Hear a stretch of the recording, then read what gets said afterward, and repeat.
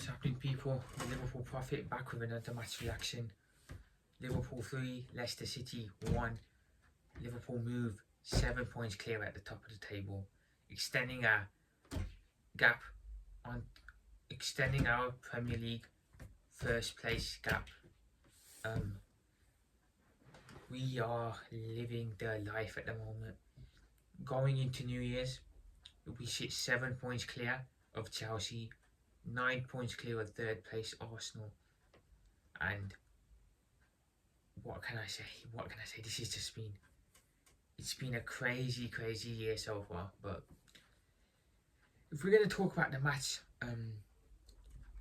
I'll be honest, I thought, as usual, Liverpool do the usual thing where they just start the game really slow, no energy, no urgency in the play. It was just slow, and no surprise, Leicester scored the first goal. But even when Leicester scored and went 1-0 up, I never thought that we were going to lose yesterday. I always thought that, you know, Leicester are 17th in the Premier League for a reason, so I always thought that we would score 3 or 4 yesterday. So I never for once thought, even when we were 1-0 down, that we were going to lose. I trusted the team to, you know, sort it out and get back into the game, and that's exactly what we did. And I'll be honest, again, Leicester started off well. They were pressing well. They were killing us on the counter attacks because defensively we were so wide open again. I've got to say, this defence without Konate in it it's a really bad defence, because as Gomez can, like I said, I've said before, Gomez can do a job, but you know, this is putting Gomez in for 1 or 2 games is okay, but having him play consistently for a run of 6-7 games, he's not good enough to do that. And it shows how much Konate is missed, because I don't think we've kept a clean sheet since Konate's been injured, and I think we've now conceded more goals than Arsenal have. So we don't even have the best defence in the league now again. So yeah, but defensively we need to sort it out, because again, like I said, if we play a decent team and we defend like that, we are going to really get punished, because you can't defend like that against a team like an Arsenal or a Chelsea, because they will punish you with their mistakes that you make. So we have to make sure that defensively we sort out whatever's going on. But like I said, what we lack for defensively, we seem to make up attacking wise, because again, the forwards were just on absolute smoke.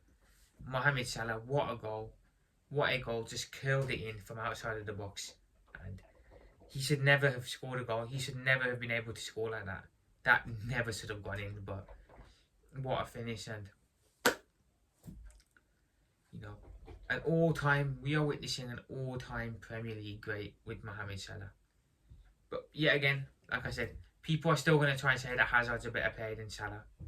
That Hazard is a better player than Salah. Like, this debate really gets under my skin, because in what world is Mohamed Salah, who's being talked about in Henry and Ronaldo conversations, better than Eden Hazard, who, yeah, on his day, Hazard was good for Chelsea. He was very good for Chelsea, I'll be honest, but let's be honest, he turned up, what, 3-4 times a season? Other than that, he ghosted most of his time there. He'd score like a banger every once in a week, and we'd all be talking about Hazard this, Hazard that. You're talking about Salah, who's doing it consistently.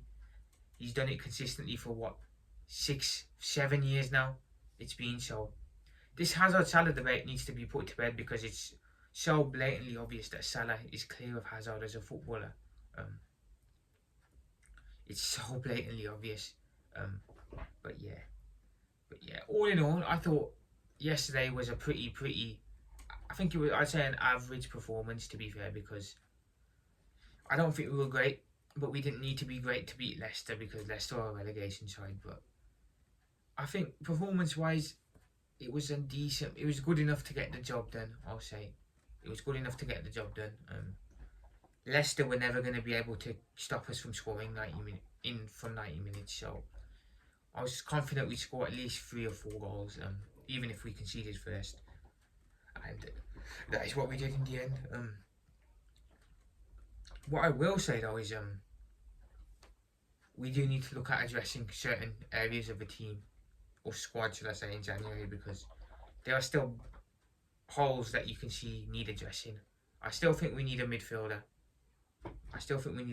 But importantly now, I think it's important that we get a new left back in and we try and get a centre back in, because defensively you can see that we are leaky at the moment. When Kanate gets injured, you see that the defence just is not the same. Left back wise, Robertson for me is done as a starter. I do not want to see him starting no more, because it seems every week he's costing us, whether it be a goal or whatever, he is costing us on that left hand side. So we do need to look at getting a new left back in, preferably in January, because we know other teams are likely to strengthen in January. So it's pivotal that we do the same. It is very, very pivotal that we do the same and strengthen this side in January. And maybe then we can even extend our lead at the top. If we just sit on our hands and do nothing, you're running the risk of being caught up by a Chelsea or an Arsenal. Because make no mistakes about it, those clubs will spend money in January. They will, definitely. So if we just sit on our hands, which unfortunately I think that is what we are going to do, but it could be disastrous for us. But for now, we are top, 7 points clear of Chelsea, 9 clear of Arsenal, and like I said, I can't stress enough how important that game in hand is against Everton. We win that game in hand against Everton, we go 10 points clear of Chelsea, and we'll go 12 points clear of Arsenal. And for me, that is then the league done. For me, if we can win that game in hand, extend our lead by 10 and 12 points over second and third place, I think we've got the title wrapped up then. Because like I said, Chelsea, they've shown it already. A little bit of pressure on them and they couldn't get over the line in certain games. As soon as a bit of pressure was put on Chelsea, title challengers, you see that they crumble.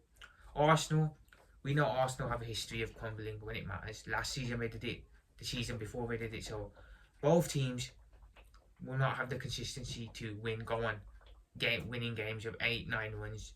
They just won't be able to do it. They won't. So it's important we keep up our momentum and win as much as we can, because we have still got difficult games coming up. Towards the end of the season particularly, I think we've got Tottenham, Chelsea, Arsenal all back to back towards the end of the season. So it's important that we win most of our games. We've still got to go away against City, away to the Etihad. That will be a tough game. I know City are struggling at the moment, but City away will be a tough game. Got United coming up at home. Still got to go away to Villa. There are still some tough games that we have to play. Brentford away, it's going to be a tough one.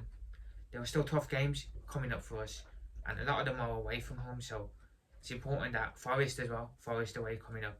So it's important that we keep our lead as much as we can over the two remaining, because like I said, one slip up is all it's going to take, and Chelsea and Arsenal are going to be breathing down our necks. But for now, we're 7 points clear. We're top going into New Year. Let's keep that winning run going. Let's win the league. See you lot soon. Up the Reds, and peace out.